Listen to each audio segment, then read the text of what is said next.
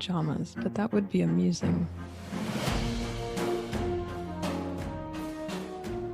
It's funny, it makes me think about the very first time I met someone that wore makeup.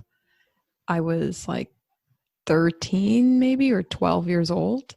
And it was this girl in my class and she wore makeup, and I don't even remember how this conversation came up, but she was crying about something. She was upset. I remember she liked this guy named Garrett. This is so weird. Anyway. And she was saying something about maybe Garrett didn't like how much makeup she wore or something. For some reason, we were discussing her makeup. And I said, like, can you just stop wearing makeup? Because for me, like, we're 12, like like, why are you wearing makeup? And she said, well, no, I can't, because I've already started wearing it. And now this is what I look like. Yeah. I mean, a lot of women feel that way. Yeah. To the point where some, like, I've heard stories about women, you know, like spending the night at a date place or whatever, some guy that they're dating, and waking up early in the morning so they could, right. you know, put their makeup back on. Yeah. Yeah. I mean, which is a lot of drama. It's just too much work. At some point, they're bound to see you without makeup. Well, or are they, right? Because, I mean, are they? I don't know. I imagine these, like, pageant moms, basically, like these women that are just obsessed with their daughters winning beauty pageants, and they were probably in beauty pageants when they were younger, and they had like their debutante, and they did all of these things. I imagine these women, maybe their husbands have never seen, because of course they're married, right? Because I mean, otherwise, what's happening in your life? I imagine some of them, their husbands have no idea, maybe even what their actual hair color is, right? They're like, no, my wife is blonde. And it's like, really? Because everyone in her family is East Indian. It's like, no, she's blonde. It's like, okay. She was adopted. Yeah, exactly. Anyway, okay. So speaking of who is attractive, one of the things that you said about your most recent conquest, is that the wrong? I suppose he wasn't a conquest, but no one's been conquered. Your most recent foray into dating, and something that I noticed when I stalked you guys in the park, was that he seemed to be a bit, for lack of a better term, soft. Yeah, quite gentle, right? Not a powerful presence. Seemingly not really a powerful personality, I would say. Maybe a little bit passive, and just a little more possibly quiet confidence, because I wouldn't say that he didn't necessarily seem shy, and he didn't seem insecure. He just seemed right. He just seemed a bit toned down. But that didn't sit particularly well with you, right?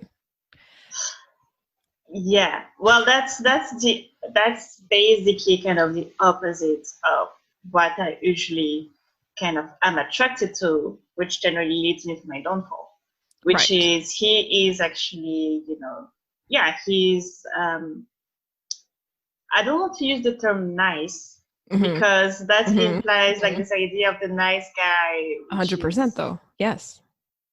Well, yeah, but like, I don't know him enough to know all about him, but from that first meeting, yes, he was nice. He was a bit more secured. He was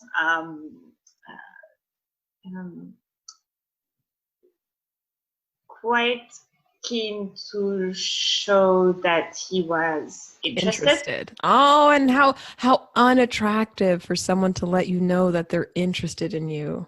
I know, right? How terribly unappealing. Well, the reason that I found this so interesting is because it reminds me a little bit about our inability to acknowledge the duality of things, right? As in? As in, right. So as in, like, so if we think about nature, for example, much of nature, which is both life-giving and life-taking, right? Do you know what I mean? Like the benefits and the risks of exposure to sunlight, for example, right? The benefits and the risks of water, like it just kind of that, the notion that everything has an opposite, right? Or not even, actually, that's not true. It's not everything has an opposite. It's that the very nature of things is usually one of duality, which is that it's not as though there's one direction that you can take things from. And actually, when I was having this conversation recently, someone pointed out to me that this is very much the same principle of like the meditation that I do, which is, there's a type of mindfulness meditation that I do that speaks basically to the maintenance of equanimity. Yeah. I don't know if you've ever heard of equanimity before, or being equanimous. And so it's basically maintaining a singular state, right? So to be equanimous is to be balanced, right? So you're not going up, you're not going down, you're not going to the left, you're not going to the right. You can take everything in that's coming at you and you can remain steady. Yeah. And one of the things that's brought up in that practice that is really, really interesting is that everybody wants to run away with feelings that are positive, right? And so this notion of being balanced means somebody cuts you off in traffic, somebody spills something on you, somebody says something to you that you don't like. That needs to be taken with the same amount of movement from your state of being as somebody giving you a phenomenal compliment, somebody providing you with a gift, someone giving you fantastic news, right? But of course, people like the positive, right? You like that sense of elation, you enjoy excitement, you enjoy adventure. And so when those sorts of things come in, you're really, really happy to just fly off the handle and lose your balance. You're very happy to do that, right? But what you want to do is control when you're negative, right? You want to control snapping at people. You want to control falling into a depression. You want to control that. But you don't acknowledge that that same thing that allows you to shoot off in a positive direction is the same lack of control that allows you to shoot off in a negative, right? And so the bottom line is you need to be able to control that shooting, because the trajectory is irrelevant, right? The trajectory doesn't matter. The point is that you're not capable of maintaining equanimity. And I feel as though that's something that we generally, like so many people, fail to acknowledge. And in this instance, when you were telling me about this lovely gentleman, it makes me think about a lot of kind of our social interactions, right? Where, you want someone, I think I was saying this to you, right? So women tend to be attracted, this idea of the bad boy. You want to be attracted to someone that is maybe a bit inaccessible, someone that doesn't show interest, because one of the things you didn't find to be attractive about him was interest, right? Someone a little mysterious. And then you also want someone reliable. And you want, and I guess the point is, like, the thing that makes someone exciting and unpredictable and mysterious is possibly that they aren't very forthcoming with information, aren't very invested in interacting, don't have a strong sense of connection with you. So those are the things that are leading to what's attracting you to them. And you want that, but you don't acknowledge that on the backside, that probably means, no, he doesn't really want to get married. And yeah, he will go out clubbing with his friends and leave. And do you know what I mean? And it's just our inability or our lack of acceptance of that nature of the relatedness of things like that. Yeah. I mean, it's wanting to have it all at once, right? To have this guy who's going to be inaccessible and who's going to be, who's not going to show you that he's too interested in you, but he's going to show you that he's interested in you when you want it to, when you want him to, when you want to feel that feeling. Yeah. And at the same time, he's going to be, nice and entertainable and funny, but also kind of, broody at times and kind of, so it's having this kind of mix of everything, of having the positives and the negatives. Yeah. And finding ways to cancel any of the consequences of either either side. And I Right. think this idea of having someone who's, kind of inaccessible, unavailable, I think there used to be, when all those like young adults romance novels became big, like around Twilight and all of that, there was Yeah. this idea of, the girl wanting the guy that no one else can have, but he's Right. gonna change for her Right. because she's that special. Right. Um, I don't think I have it to that extent, but Mm-hmm. I think there's something about having the person that is not gonna easily go for other people. Mm-hmm. See, but I would say, I agree with what you're saying, but I guess my point is you can even remove it from this interpersonal kind of dating scenario. I think it's just a tremendous failure on our behalf at different. So, for example, there's this man that I see with his German Shepherd dog. Yeah, so he just got this puppy. Puppy's like 10 months old right now. And he was speaking with me recently about like training his dog. And he said that German Shepherds tend to be quite aloof. They tend to be quite wary of strangers. And, they tend to, yeah, a bit standoffish as dogs and not maybe the most outgoing and super friendly dogs. And he said, and that's, of course, because they're guard dogs, right? German Shepherds tend to be quite protective of their homes and territorial and this sort of thing. And it's funny because he's basically, this dog is like, it behaves like, I don't even know what to say. It behaves like a lab, basically, right? Like it wants to play with everybody. It runs up to everybody. It's wagging its tail. And I said to him, it's quite curious to me that you intentionally got a German Shepherd, but you didn't want these characteristics, right? Like, why did you bother? And he said, well, they're really trainable, basically, right? And I kind of went, okay. And he said, and I do kind of want a dog that's good at some of these things. And I guess my point is, even within this animal, he was acknowledging that these traits that he wanted, right, which is like loyalty, trainability, endurance, protection, like even those things that he wanted, he acknowledged came with something else, right? A dog that is protective is a dog that's probably not super friendly. So not necessarily, but like we have to acknowledge those things. And I guess my point is, I feel like in this story of dating, when you're saying, I want all of the good things and none of the bad things, it's so nonsensical because they're really the same thing, right? But then there's the kind of parallel trait, right? Where if you like when you like the person that's a little bit socially awkward, and so you find that kind of cute and funny, and I'm actually going to appeal here to like the Big Bang Theory, right?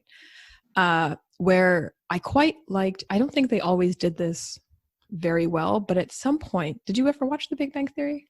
I've seen my fair share of this. Oh, but you've seen your fair share, you said? Yeah. Okay, so you've watched the Big Bang Theory, so you know the Big Bang Theory. Yeah, I've seen a few episodes here and there. Okay.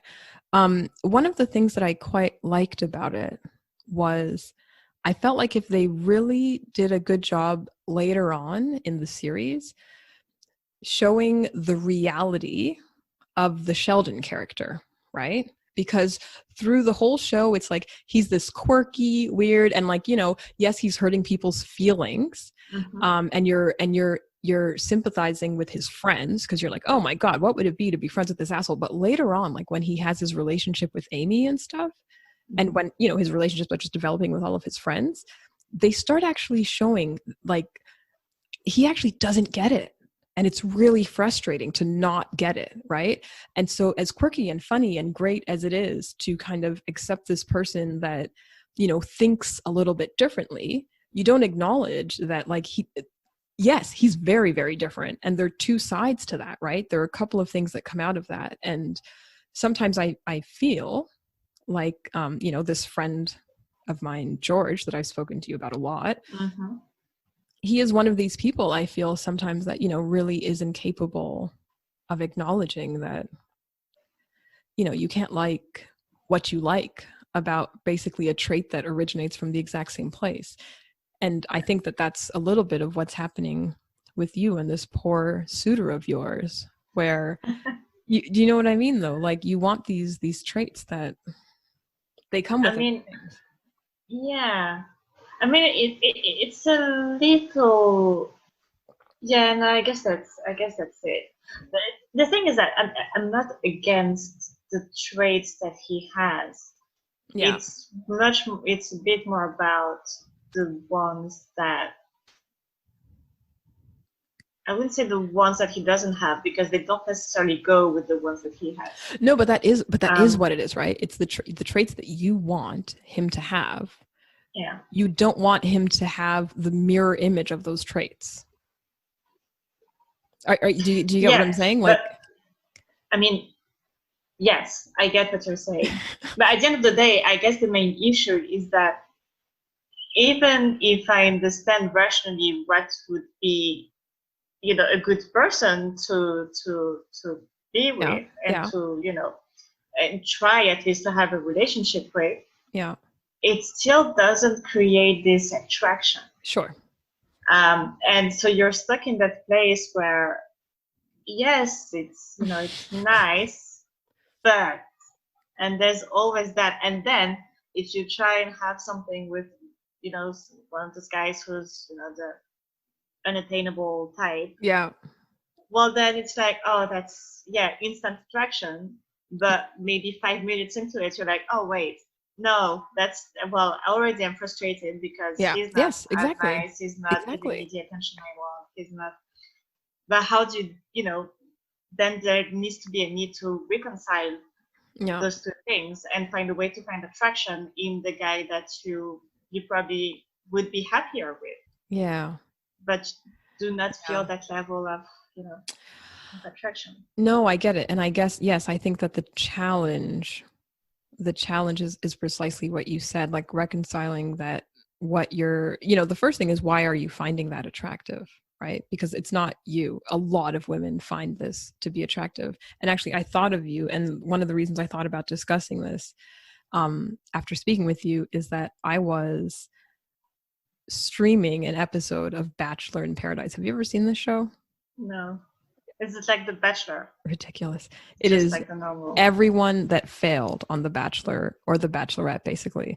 So all of the people that went on the show but were not selected, Mm-hmm. they then go to like this paradise, whatever that is. They're all in some villa on a beach and they're dating each other. Yeah, Oh, wow. exactly. So, I mean, look, I let it stream on one monitor while I'm doing something on another monitor.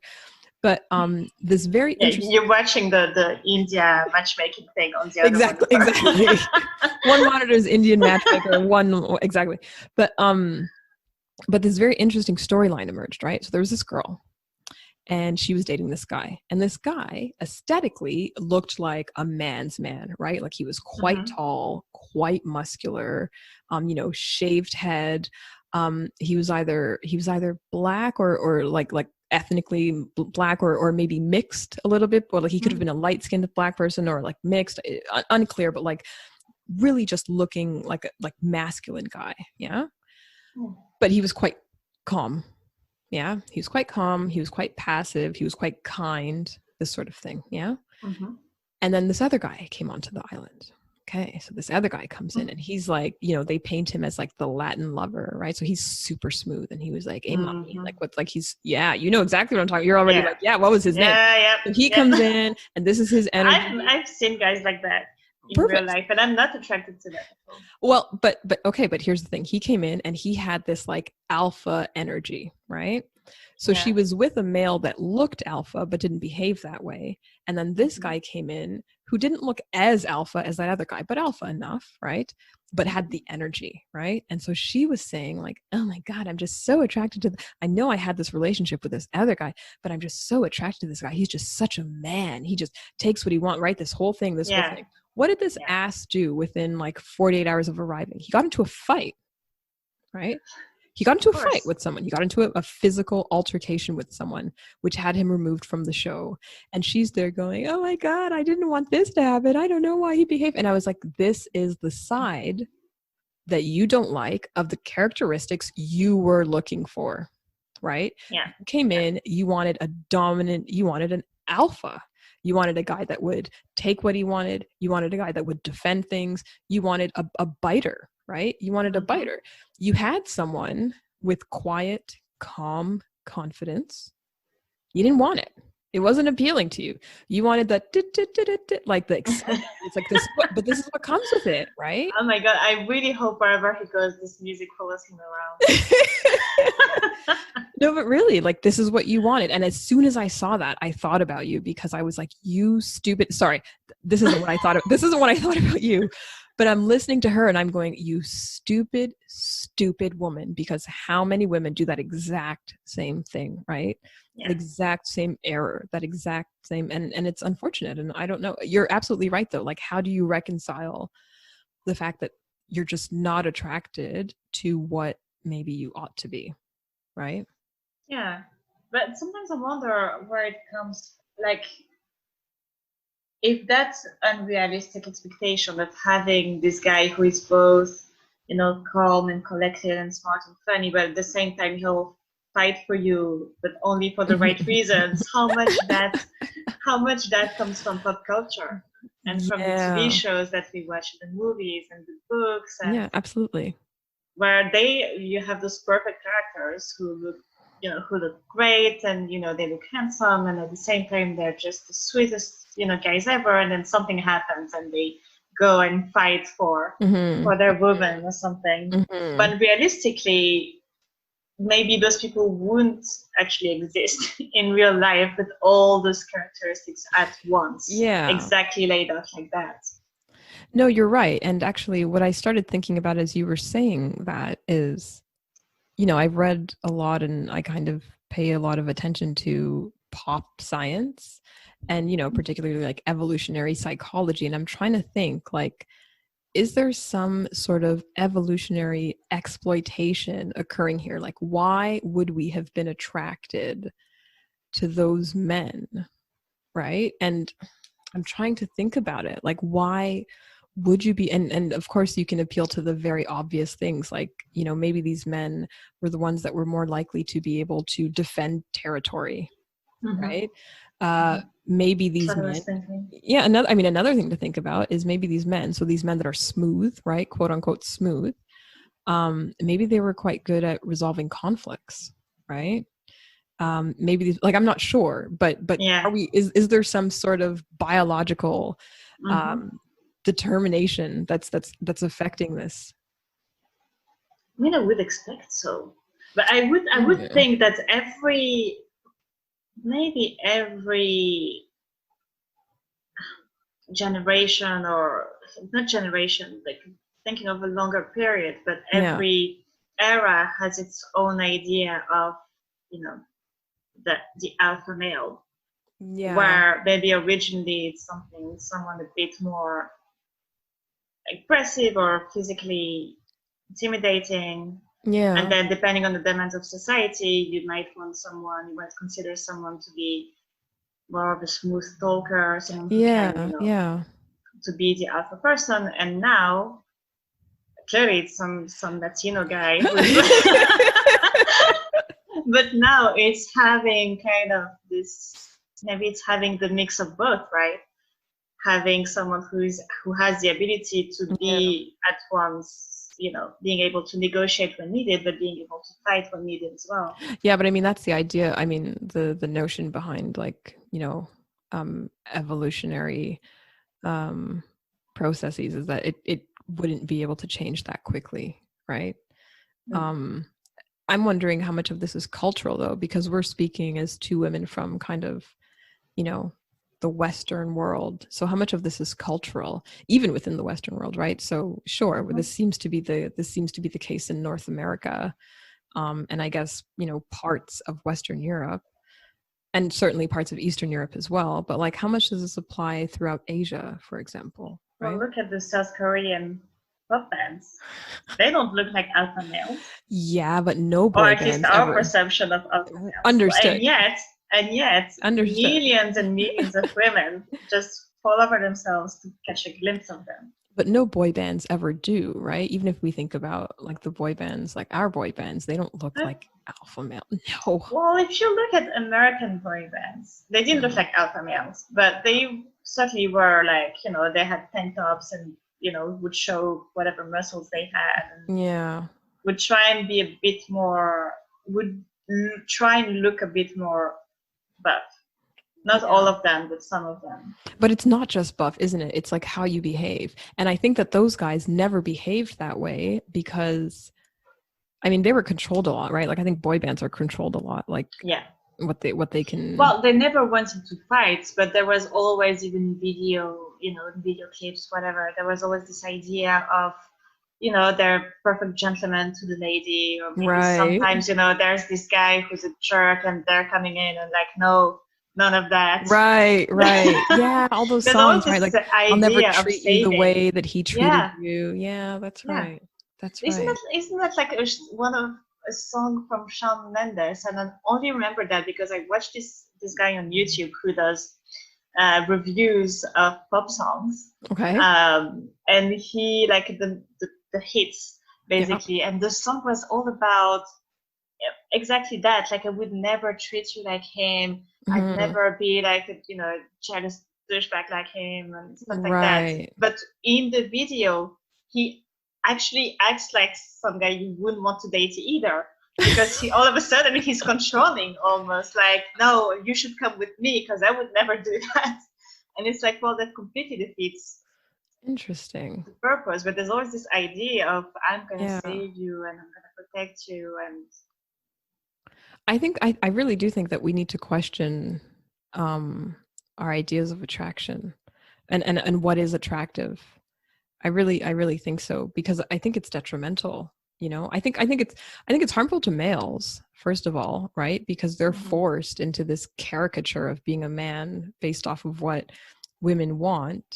And then, what happens to women? And I guess I'm thinking, and what happens to women that are looking for these guys? Because I'm thinking about, what I would they see. stay single because they never find them. Well, or they end up in these bizarre, relationships of almost subjugation, I think, at times, and because the ideas are quite old, right? The notion of the alpha male, and like what else comes along with that? And I'm thinking about guys that I saw when I was involved in, sorority and fraternity life. And, nice, quote unquote, nice guys, right? Like they come into university, who knows who they were in high school, living at home with their parents. And now they're in this environment, in this frat house, and they see the guys that are getting attention from the girls, and they get a sense of what works with the girls. And then, I mean, I can honestly tell you that I've watched, seemingly nice guys behave like complete utter asses. Learned, right? Like literally learned behavior. And it's really sad to think that, they're learning how to attract a female, and these traits, later females don't want, right? That's a classic TV show storyline as well. Whenever a guy who's super sweet, and kind, fails to pick up girls, there's always the older brother or the friend who's coming in and like, wait, put on this leather jacket. Yeah. You'll get all of them. There's always that storyline. You're right. And I hadn't even really thought about that, but yeah. I think that's also one of the bases. Like, wasn't that like a huge thing in Family Matters, where Steve Urkel even creates a machine to become a whole other person? So Stefan. Stefan wasn't a jerk, but he was that smooth, super sweet guy who was very like charming, a bit mysterious and protective. And what is attractive about that? Like really, what is attractive about that? I don't know. And he dressed like a guy from a 90s boy band. Right. Stefan had like those big white jackets and the white pants that would go with it. And everyone would just die seeing him. Like the guys, like that was the whole thing. The women wanted to be with him and the guys wanted to be him. Yeah. The classic thing. Yeah, you're right. Oh, what a sad time. What a sad time to be. No, but I mean the great irony, right? That like that we're almost, so, there's this concept, well, not a concept, I mean, I would almost say it's a fact, but in evolutionary theory, there's like sexual selection, right? Which is, so we have natural selection, which I think most people are familiar with this idea of, individuals or particular traits making it way and propagating to future generations based on how well they perform in the current environment. And then there's sexual selection. And sexual selection is the idea of sex-related traits that are being selected upon. And that can, of course, affect natural selection. And so, for example, natural selection, you may be selected for if you have a jaw that allows you to consume more of the fruits that are in your habitat, right? So I'm imagining some generic animal. So let's say that you have a slightly different jaw shape from other animals in your population or other individuals in your population. And so that means you can eat more of the food, so you can grow a little bit bigger. And that's natural selection, possibly, right? You're growing bigger, you're whatever, living longer.